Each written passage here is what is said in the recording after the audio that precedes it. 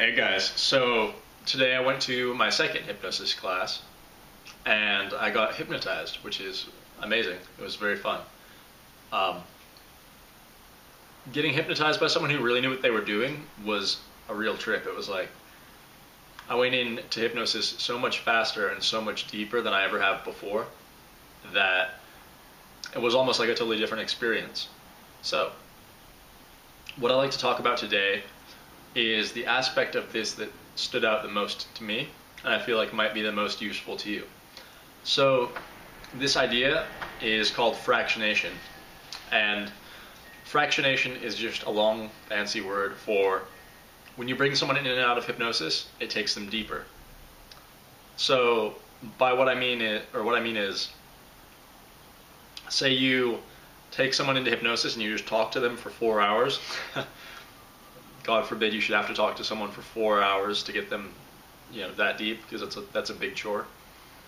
But you can get them as deep as if they'd gone 4 hours in hypnosis if you just take them down into hypnosis, then bring them up a little bit, then drop them again, and they'll drop faster and faster this way.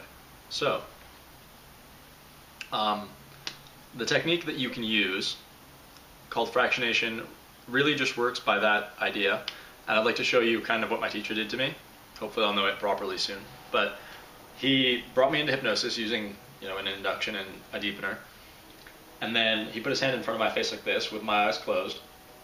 He said, on the count of 3, I'm going to have you open your eyes. And then once you do, I'm going to say sleep.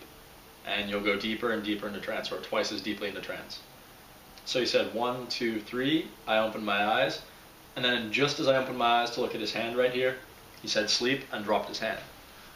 So